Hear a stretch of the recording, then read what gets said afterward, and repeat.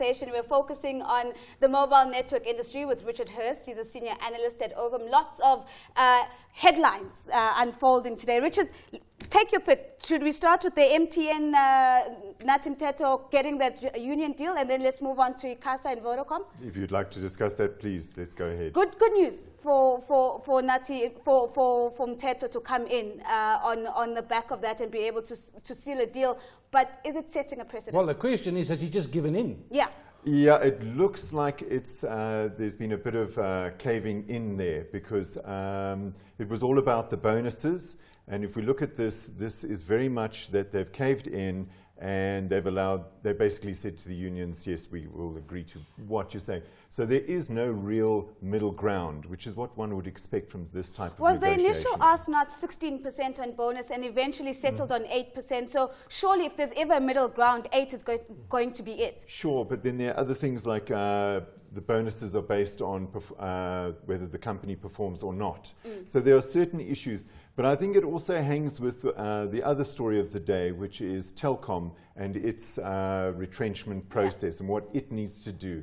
And I think it kind of rings the bell as to what is happening within the industry. All these network operators are between a rock and a hard place. Their revenues are not that stellar anymore, while input costs are rising. They have to deal with this in some way, and one is to look at your headcount. You mentioned the fact that prices are coming down and revenues coming down, but obviously, I mean, if you look at international trends, I think 10 years online, we are going to be using a lot more data than we are right now. Aren't these companies taking advantage, or why are they not taking advantage of this? What should be a massively growing market? No more voice over mobile, but rather data to your home. Well, the quick answer to that is that actually the margins on your voice business are bigger and way more profitable than on your data business. So the network operators don't want their end users to use as much data. Let me couch that in the right terms though.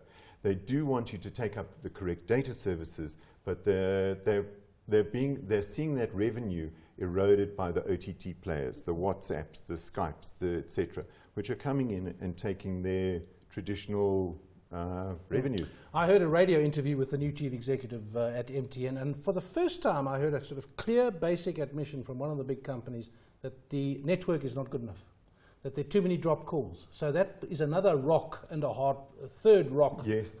Because the revenue's declining and they've had it too easy for too long. And now they've actually got to spend money because the quality is not good enough. And they have to invest in their infrastructure and capacity, while at the same time they're not realizing those same revenues that they did in the golden days of cellular. Richard, let's go to court. Let's quickly talk about Telkom dragging ICASA to court over that Neotel and Vodacom deal. Are they wasting their money? Is there any possibility that this could swing in their favor?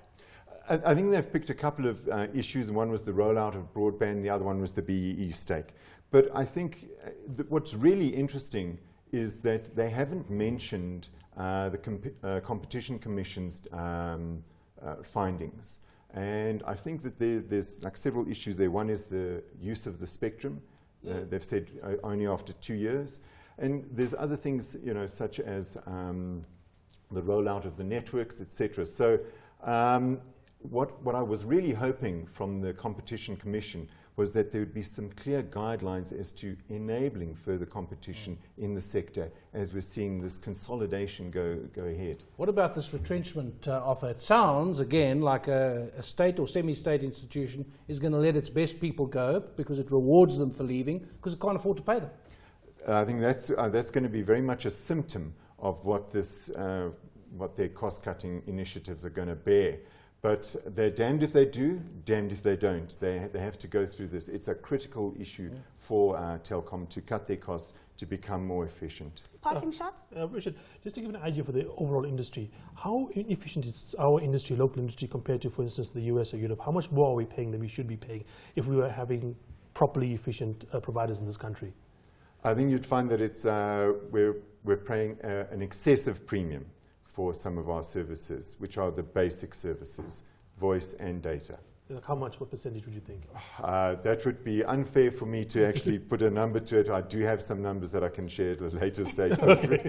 Well, when you share them with Verve, give us a bit of a peek as well. That's an excessive premium South African consumers are paying telcos to get their voice and data services through. A very big thank you to Richard Hurst. He's a senior analyst at Ovum, giving us an insight into the biggest stories around the telcos today. And